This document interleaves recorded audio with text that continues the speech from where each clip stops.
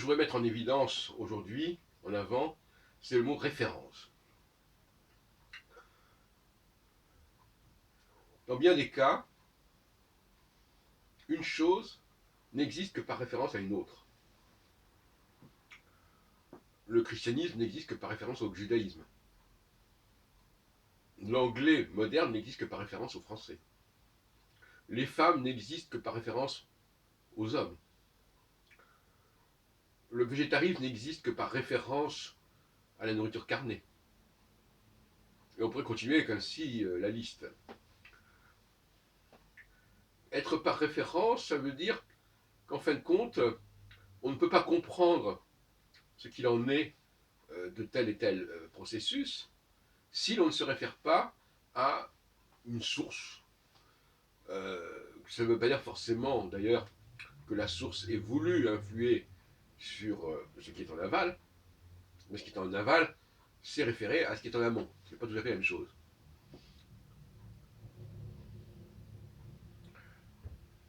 Alors c'est un mot que jusqu'à présent, je n'avais pas employé, qui m'est venu comme ça à l'esprit, récemment.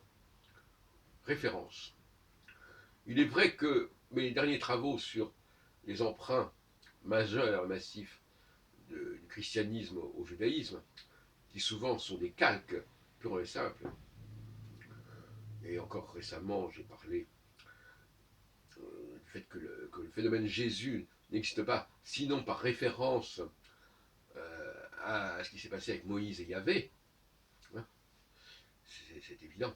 Et d'ailleurs, la sortie d'Égypte qui est célébrée à Pessah, à Pâques, euh, coïncide en gros avec avec la Pâque chrétienne, qui a un autre contexte. Alors je ne dis pas que quand on est par référence, on ne change pas un certain nombre de signifiés, mais au niveau de la structure des signifiants, on voit bien que c'est purement et simplement la même chose. C'est le même outil qui est appliqué dans des conditions diverses. Euh, Tout est comme ça dans le judéo-christianisme. Et dire, comme vous l'avez compris, je parle de judéo-christianisme et pas de christianisme, puisque de même qu'on ne pourrait pas réellement parler de l'anglais, on devrait parler du franglais, pas du franglais au sens d'Étienne qui avait dit que le franglais c'était l'influence des mots anglais en français, ce qui est ridicule, mais le franglais dans l'autre sens, French, English, Franglish. Le Franglish, euh, c'est comme ça qu'on devrait appeler l'anglais. Franglish. Et pour les femmes, c'est la même chose. Ce qu'elles font, c'est par référence. Ce qu'elles veulent, c'est par référence à ce que les hommes ont obtenu. C'est toujours par référence. Elles veulent la même chose. Elles veulent faire quelque chose d'équivalent, d'analogue. Et on pourrait dire aussi cela dans bien des cas. Je m'intéresse beaucoup à la nourriture, comme vous le savez, et le végétarisme n'existe en réalité souvent que par référence à un régime carné, que l'on ne peut pas se payer, de manière générale. Et donc, par conséquent, il y a un phénomène d'ersatz. Et le mot ersatz, d'ailleurs, est tout à fait approprié, puisque sous l'occupation allemande, on avait des nourritures d'ersatz, comme le topinambour, comme le rutabaga, qui remplaçaient la nourriture carnée. Et d'ailleurs, aujourd'hui, on fait des steaks de soja, etc. C'est toujours par référence. Je crois que ce mot n'a pas été suffisamment employé ces derniers temps, et que ce qu'on pourrait appeler le référentialisme est un courant qui, à mon avis, est très prometteur.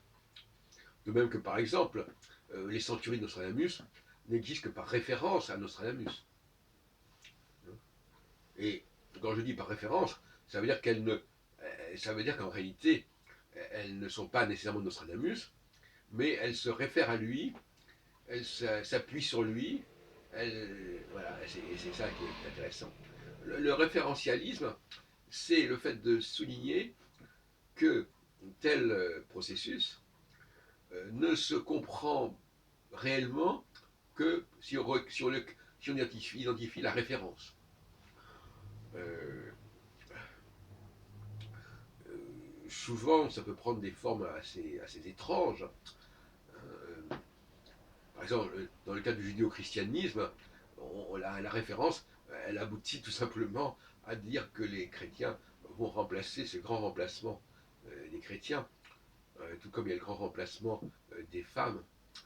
Je dis déjà parce qu'on parle souvent du grand remplacement des musulmans, mais ça, à mon avis, c'est un petit problème en comparaison à d'autres remplacements, comme le grand remplacement du français par l'anglais, etc., etc. Donc, le référentialisme, c'est intéressant. En plus, pour l'épistémologie historique, c'est intéressant, puisque l'histoire, c'est aussi la prise en compte, la prise de conscience de références, de sources. La seule différence, c'est que euh, ça peut être une instrumentalisation, la référence. C'est-à-dire que l'on prend quelque chose, comme l'astrologie prend quelque chose de l'astronomie, et elle lui donne une signification, une portée qui n'existe pas à la source, au niveau de la référence. Mais il ne faudrait pas, sous prétexte qu'il y a une certaine forme de renouvellement du signifié, nier l'importance du signifiant. Hein. La référence existe, quand bien même elle se présenterait sous des formes un petit peu différentes. Et il faut dire, par exemple, que le, il, y a, il, y a, il y a effectivement des emprunts qui ne sont pas forcément consentis. C'est ça qui est assez paradoxal. Nous sommes dans le domaine d'emprunt dont l'emprunteur n'est pas forcément conscient et qui n'a pas forcément initié. Finalement, dans un emprunt, l'emprunteur sait qu'il prête. Mais là, en l'occurrence, ce sont des emprunts qui peuvent se faire dans le dos ou à la barbe de l'emprunteur. Et par conséquent, ça crée une situation un peu complexe parce que c'est un dilemme. L'emprunteur, le prêteur n'a pas été sollicité, n'a pas été contacté, mais il n'empêche que le processus s'est enclenché.